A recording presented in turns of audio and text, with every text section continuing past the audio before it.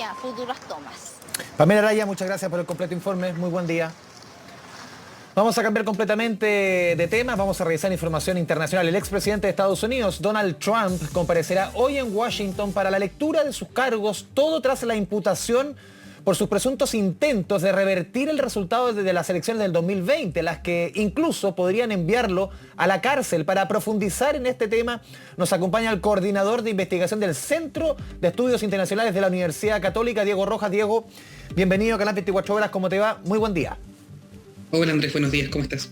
Diego, entendamos un poco, porque son varios casos en los que está involucrado, se está investigando a Donald Trump, está el tema de Stormy Daniels, está el tema de los archivos que se llevó a su casa, los papeles. Este es otro tema, tenemos que retrotraernos a enero del año 2021 para entender, y tú nos puedes explicar bien qué es lo que se está investigando.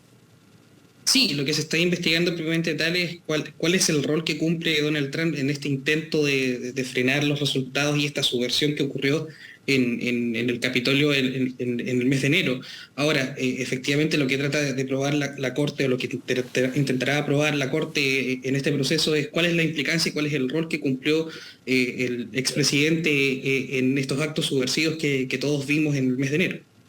Claro, y aquí uno puede pesquisando más y entendiendo más la lógica, que incluso no solamente se le está investigando a él, sino que a una serie de abogados, políticos, que él fue, de alguna manera, los que se está investigando, instalando en diferentes estados para ir levantando casos respecto a eventuales transgresiones electorales que hasta el día de hoy nadie ni siquiera ha podido acercarse a comprobar. Sí, más que solamente al presidente Donald Trump, hay también una investigación en torno a su círculo cercano en ese minuto que había levantado, hasta, tal como lo indica, está Rudy Giuliani y otra serie de colaboradores muy cercanos a Donald Trump, que ha sido bien extraño porque algunos se han contradecido con lo que ha dicho Donald Trump, otros no, han habido opiniones cambiantes de un momento a otro, entonces termina configurándose también un escenario bien extraño y particular en torno a poder imputarle al presidente Trump estas causas. Sí, también hemos visto también como ex abogado de Donald Trump lo han terminado también demandando, o sea, aquí es bien extraño, ¿no? Claro, exactamente. Entonces, es en base en esta dinámica quizás un poco subreal que se levanta este caso y bueno, hay que ver efectivamente en qué es lo que va a decantar. Sí, Diego, ¿existen posibilidades reales, a tu juicio, analizando, entrando en profundidad los diferentes casos? ¿Existen posibilidades reales, crees tú? Porque los analistas tienen diferentes pareceres, pero ¿de que Donald Trump pueda ir a la cárcel? Es una posibilidad. Ahora, eso efectivamente, por la dinámica judicial que tiene Estados Unidos, es una cosa que es difícil prever que sea así o no, pero dentro de todo puede ser una posibilidad. Ahora, lo relevante de esto es que efectivamente, que aún así Donald Trump fuera a la cárcel, no le impediría competir en las elecciones. Sí, algo bien particular. Uno, claro, siempre lo extrapola lo que pasa, por ejemplo, en Chile, alguien que estuviese imputado no podría competir. Distinto de Estados Unidos, es otra legislación para entender, ¿no? Sí, de hecho la Constitución de los Estados Unidos tiene pocos impedimentos para poder ejercer el cargo de presidente. Hay un tema etario, un tema que hayan nacido en Estados Unidos, pero que no hayan participado en actos subversivos. Creo que hay otra particularidad más, pero en el caso de ser un condenado por casos penales no lo impide. Donald Trump perfectamente puede llevar el proceso judicial o los procesos judiciales que está siendo investigado y competir por la Casa Blanca.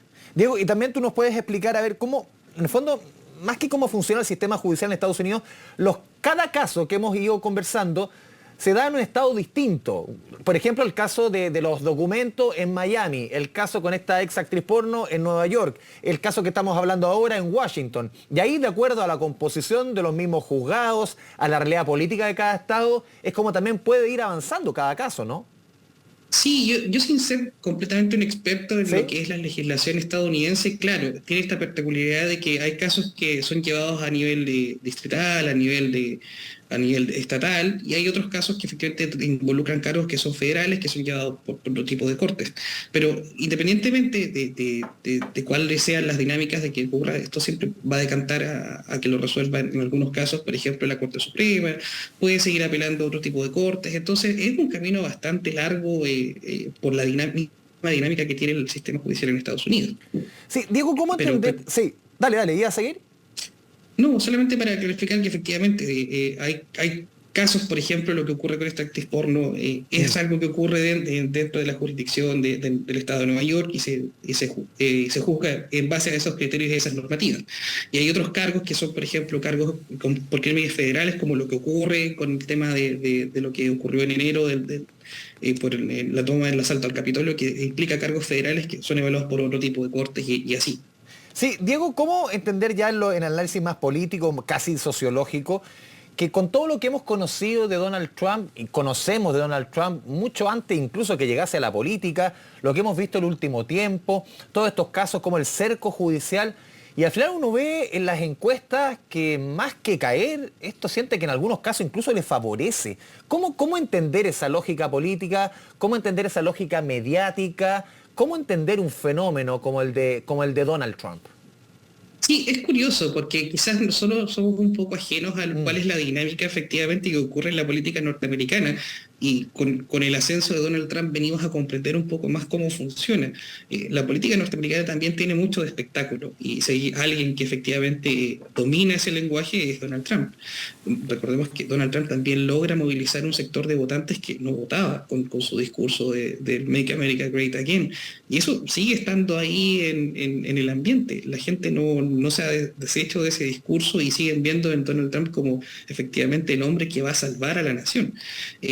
Y además Donald Trump también tiene una peculiaridad de que maneja estas cosas mediáticamente de buena forma, o sea, sale a golpear al gobierno con este tema de que al final es una persecución armada para desprestigiarlo, y la gente efectivamente cree en el discurso de Donald Trump cuando trata de golpear al gobierno con estas cosas, y que además ocurre que no solamente se le investiga en Miami por este caso de los papeles, sino que ahora se le investiga por esto, y al final el manejo mediático que tiene con estas situaciones que le ocurren es bastante positivo para él, para poder hacer de esto que podría ser efectivamente, por así decirlo, algo que lo golpeara, termina siendo una herramienta muy, muy minuciosa para poder seguir instalándose dentro del ideario político norteamericano. ¿Y cómo analizas tú también en ese mismo contexto, Diego, el Partido Republicano? Porque uno es un partido que uno históricamente tenía otro tipo de figuras, con otros comportamientos, con otras características, otras personalidades. No sé, uno piensa y no hay que irse tan atrás, imagino, no sé, Ronald Reagan, el mismo George Bush, padre e hijo, que era muy distinto a lo que es Donald Trump. ¿Cuánto afecta esto al Partido Republicano? ¿Por qué una figura como Trump, prácticamente en el Partido Republicano nadie lo puede votar? Y también uno piensa, ¿qué va a pasar con el Partido Republicano? Porque a Donald Trump, no sé, le deben quedar, no sé, uno piensa, 6, 7, 8 años de carrera política. Y después uno dice, ¿qué pasa con el Partido Republicano? Porque me imagino que es un tipo de liderazgo que te marca un antes y un después en un partido, ¿no? Sí, efectivamente. Bueno, yo creo que no solamente ocurre hoy en día en el Partido Republicano, sino que en el otro lado de la vereda también. ¿Ya? Existe una reconfiguración respecto a cuáles son los diarios, los discursos, los liderazgos políticos que van a conducir a los partidos. Claro, nosotros por lo general teníamos un ideario particular de lo que era el Partido Republicano, pero esto en la historia de Estados Unidos ha sido muy, muy cambiante. Si tú te retrotraes a los más de 200 años de Trump historia... no es el primer Trump que hay en Estados Unidos. No, claro, y efectivamente han habido cruces. Recordemos que antes el Partido Republicano era un partido más progresista, el Partido Demócrata era un partido mucho más conservador. Eso se ha ido reconfigurando a lo largo de década tras década. Pero efectivamente son trayectorias bastante largas que dejan una estela de mucho tiempo. Lo que nosotros conocíamos del anterior Partido Republicano, si lo quieres tomar así, tiene que ver con muchas de las lógicas de los años 70, años 80, que se han ido configurando hasta más o menos el inicio de los 2000. De ahí en adelante partió una búsqueda del Partido Republicano de intentar reconfigurarse, de tratar de posicionar otros tipos de liderazgos, quizás era Bush.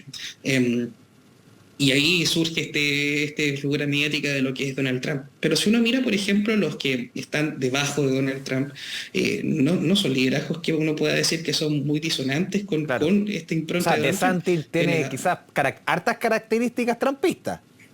Claro, y tienes a Nikki Haley, que también tiene una lógica distinta. Está también el mismo Mike Pence, que quizás se distancia un poco, pero tiene una dinámica parecida. Hay liderazgos que eran muy distintos que se pierden. Marco Rubio no está, Ted Cruz no está. Y si tú miras el resto de la lista para abajo, te vas a dar cuenta que hay muchos candidatos que tratan de efectivamente de golpear a Donald Diego. Trump por algunas cosas, pero son ideas muy similares. Sí, y por último, se nos va el tiempo, pero ¿cómo esto tú sientes también que este tipo de liderazgo está permeando y sigue permeando, sobre todo, te nombro aquí más o menos en el sector, en el barrio? Uno ve liderazgos como, ni hablar, Bolsonaro, liderazgos como el mismo Bukele, como el mismo Javier Milei. ¿Cómo va permeando esa lógica política en América Latina? Y yo creo que bastante, porque efectivamente Donald Trump fue un golpe. Ahora, una cosa es lo que ocurre en la originalidad de Donald Trump y el otro tratar de buscar como quién es el Donald Trump latinoamericano. Yo creo que son dos cosas muy distintas, pero efectivamente hay una permeabilidad de cuáles son los tipos de liderazgos que la gente empieza a valorar. Eso también tiene que ver con una correlación con que la gente efectivamente desconfía mucho de los partidos o de las instituciones hoy en día, sobre todo en América Latina. Y este tipo de liderazgos que tratan, no sé si desde un punto de vista mesiánico, pero sí como este punto de vista de que son los grandes salvadores, por así decirlo, o son las personas que vienen a cumplir con lo que el resto nunca ha hecho, pintan bastante bien.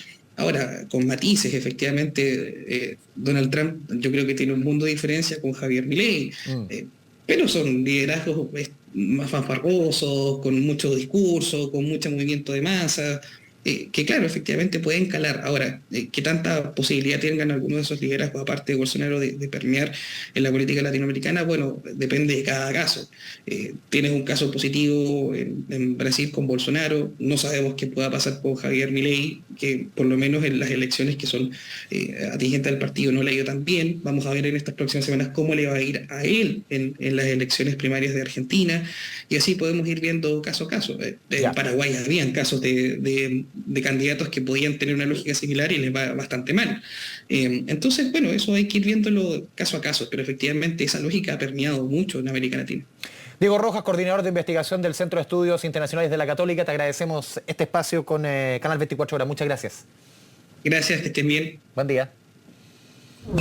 Ahora. Nos vamos al norte. Hasta ahora el presidente de la República, Gabriel Boric, llega a Antofagasta.